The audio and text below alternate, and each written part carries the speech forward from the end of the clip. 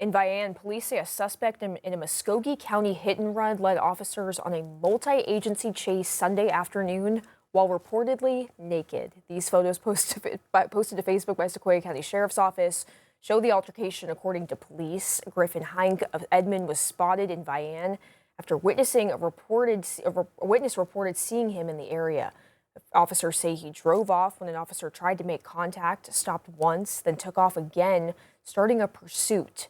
The chase continued east on I-40 with Sequoia County deputies, Sallisaw Police, and Oklahoma Highway Patrol troopers assisting, with speeds reportedly topping 100 miles per hour. Authorities say a trooper used a tactical vehicle intervention to end the pursuit, and Hink was taken to a hospital for medical and mental evaluations. Sheriff Larry Lane says an OHP trooper suffered significant lacerations to his hand while removing Hink from the truck. He says additional charges are expected and the incident remains under investigation. An 18-year-old accused of killing a Rogers teen in 2022 is set to be back in court tomorrow. Here's where the case stands. In April 2022, 17-year-old Alexis Wynn was found dead in the driver's seat of a car, shot in the head near East Asher Court and Southeast Street in Rogers. Investigators quickly identified Alejandro Zenon Reyes, who was just 14 at the time, as a suspect. Authorities say he fled to Mexico with help from family members while police were still searching for him. He remained on the run for nearly 3 years until his capture in January 2025. Months later, 3 of his relatives admitted to helping him leave the country. They accepted plea deals for hindering apprehension. Now 18, Zenon Reyes is charged in Benton County with manslaughter and tampering with evidence and has pleaded not guilty. Prosecutors say the trial, originally set for December, was pushed back after the defense did not file a witness list in time. Proceedings are expected to get underway Monday. Well, Prairie Grove High School's head football coach has been making plays for 35 years, but now he says he's calling it a career. 5 News reporter Laura Castleman takes us to a pep rally celebrating his retirement. 234 wins, one legacy. Coach Danny Abshire changed the game of football here at Prairie Grove High School. And today at a pep rally, colleagues and friends gathered to celebrate his now retirement. The longtime coach has spent years impacting students and athletes both on and off the field. What I've always liked is the idea of soliciting some sort of emotion out of somebody. Good, bad, compassionate. At Sunday's retirement celebration for Coach Abshire, former Tigers spoke of his love not just for the game, but for his players. I spent time with him in the summer. I'd had conversations with him before and after practice.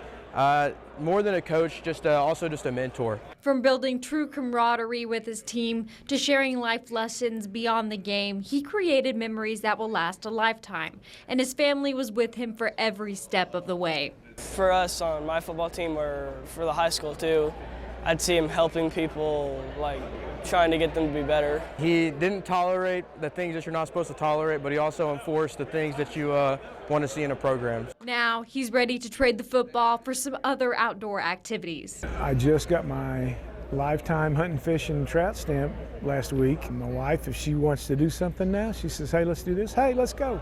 He wants everyone he's impacted in his 35 years at Prairie Grove to remember one thing. Thanks for the good times.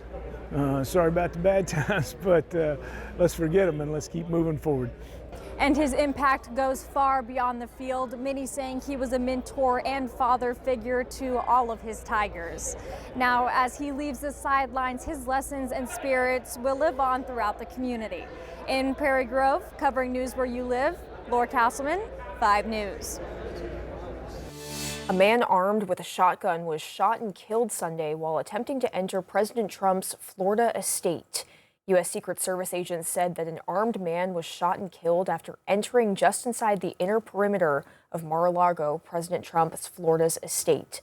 The man has since been identified as 21-year-old Austin Tucker Martin of North Carolina. It was around 1:30 Sunday morning when authorities say he was armed with a shotgun and gas canister that he pointed at officers.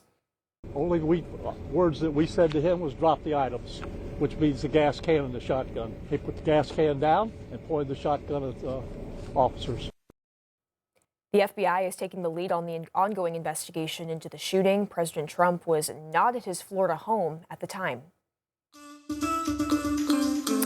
Mexican drug trafficker known as El Mencho died in a military operation today, according to a government source. The news emerged after federal forces in Mexico started an operation in the city of Tapalpa. Operation led to the clashes in the area where unidentified people burned vehicles and used them to block roads to hinder the authorities' actions. Former DEA Chief of International Operations Mike Vigil spoke on the significance of his death. So this was one of the most significant actions undertaken in the history of drug trafficking, because we're talking about someone that is almost at the same level as Chapo Guzman and El Mayo Zambada. He's one of the biggest drug capos in the history of drug trafficking around the globe. And his cartel operated very much like a paramilitary force. There have been numerous reports of violence in the wake of the military operations that resulted in El Mencho's death. Passengers of flight departing from Puerto Vallarta captured this video of smoke rising up into the sky. Officials are also responding to vehicle fires in other locations, including Tijuana and streets along the Mexico-Pueblo highway.